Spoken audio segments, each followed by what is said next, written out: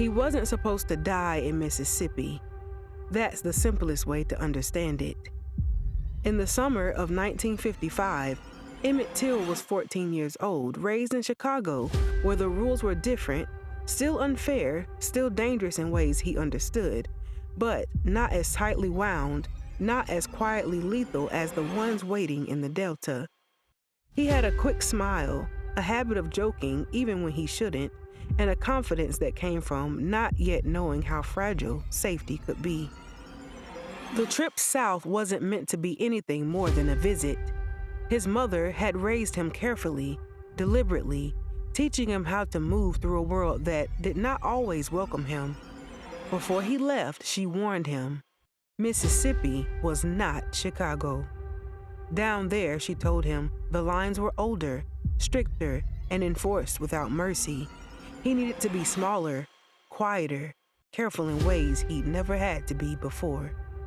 He promised he would be, but promises made in comfort don't always survive contact with reality. Money, Mississippi sat heavy in the heat, the kind that pressed down on everything until even sound felt slower. The town revolved around routines, cotton fields, small stores, the same faces passing one another day after day. Outsiders were noticed. Differences were noticed even more.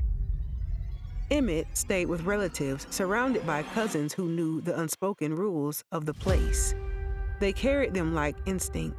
Lower your eyes, don't linger, don't speak unless spoken to, especially not to white people.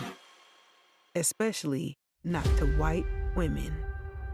It wasn't just a rule, it was a boundary, backed by violence, history, and a system that ensured consequences would fall unevenly, swiftly, and even without question.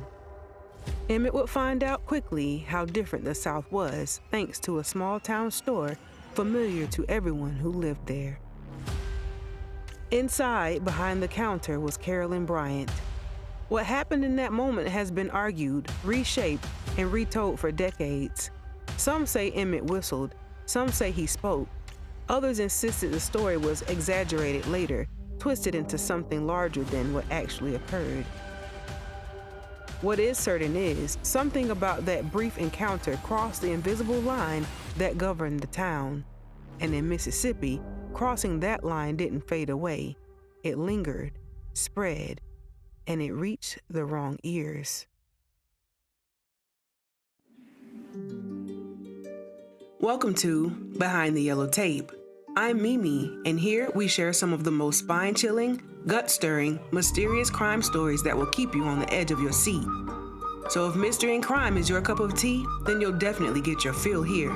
We upload every Wednesday at 6:00 p.m. Eastern Standard Time. If you love a midweek dose of suspense, whether from your favorite seat, the car, before bed, or during your favorite activity, then leave a like to help build the algorithm. Also, don't forget to subscribe and hit the notification bell so you don't miss an upload. Now, let's take a step behind the yellow tape.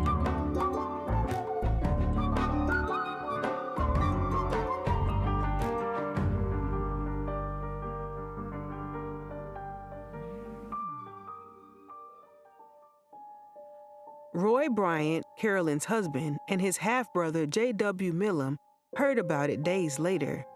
Anger in that place and time didn't need much to ignite. It didn't require proof, only perception. A story once told became enough, and once it settled into their minds, it hardened into something else, something that demanded action. They came at night. There was something about violence that arrives after midnight. It feels more deliberate, more certain. Darkness gives it cover, but it also gives it weight. Nothing accidental happens at that hour. They pulled Emmett from his bed while the house slept uneasily around him. Family members tried to intervene, voices low and urgent, offering money, pleading, bargaining. It didn't matter. The decision had already been made before they stepped through the door. Emmett was taken, alive, afraid, still believing perhaps that there was a limit to how far this could go. There was no limit. What happened in the hours that followed is not remembered for its exact sequence, but for its intent. This was not impulsive violence. It was prolonged, personal, meant to break something. His body, yes, but also something larger than him. He was beaten, interrogated, reduced in their eyes to a symbol they needed to destroy. The cruelty wasn't chaotic, it was controlled. That's what makes it harder to look at directly. There was time to stop, time to reconsider, but they didn't. At some point, the outcome became inevitable. A gunshot ended what had already been decided long before. The Tallahatchie River moved slowly, carrying with it the quiet evidence of what had been done. Emmett's body was weighed down, hidden beneath the surface, as if the water itself could erase the act. But rivers don't erase. They return what is given to them. When Emmett Till's body was found, it was almost unrecognizable. The violence had done what it was meant to do: strip away identity, reduce him to something untraceable. But there are always traces. The brothers would fail to realize that something as simple as a ring would be just enough evidence to bring justice to the horror they committed. For Mamie Till, that ring was enough. Enough to identify her poor son that was supposed to return home, but instead was slaughtered like a Mississippi farm animal. They wanted a closed casket. She refused. The decision to open that casket changed everything. Grief is often private, contained within families, whispered between those closest to the loss. Mamie made hers public. She forced the world to look at what had been done to her son, not as a rumor, not as a story softened by distance, but as undeniable reality. Thousands came. They didn't just mourn, they witnessed. Photographs spread beyond Chicago, beyond Mississippi, and beyond the South. They reached people who had never seen such brutality laid bare. People who had heard about injustice but never confronted it in such a stark, unavoidable way. The image became a kind of evidence no courtroom could dismiss. The trial that followed unfolded with a kind of predictability that felt almost scripted. An all-white jury. Testimony weighed unevenly. Truth bent under pressure. Roy Bryant and J.W. Millam sat in that courtroom, not as men uncertain of their fate, but as men who understood the system around them and trusted it. The verdict came quickly: not guilty. Justice in that moment wasn't denied quietly. It was denied openly, in full view, with the structure of law standing behind it. And yet, the story didn't end there. Months later, protected by double jeopardy, the two men admitted to the killing in a magazine interview. They described it without fear of consequence, their words carrying a chilling certainty. They had acted, and nothing would happen to them for it. But something did happen, not to them, but to the country. Emmett Till's death didn't fade into the background the way so many others had. It stayed. It moved. It became a catalyst, something that shifted conversations, stirred anger, forced recognition. People who had been told to wait began to question the cost of waiting. Young voices grew louder. Movements took shape. And while change did not come quickly, it began to move with a different kind of urgency. He was 14. The fact never stops mattering.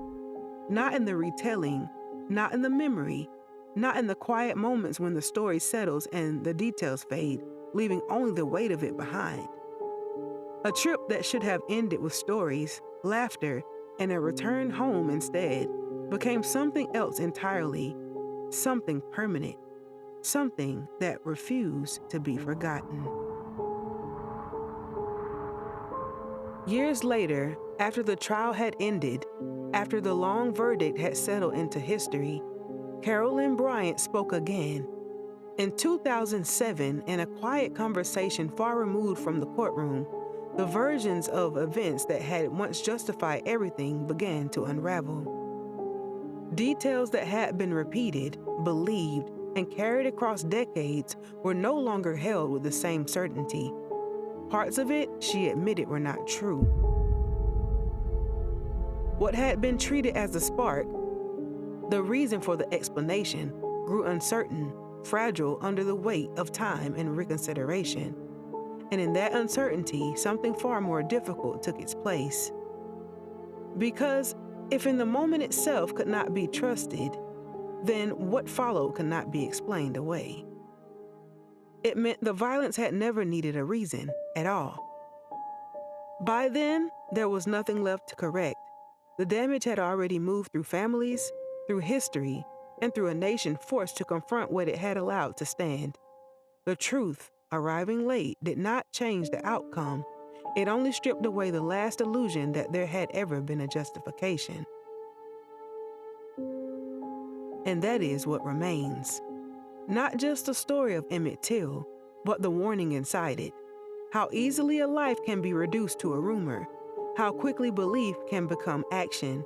How dangerous it is when truth is treated as optional. When it bends to fear, to power, to something as small as uncertain as a single moment retold the wrong way.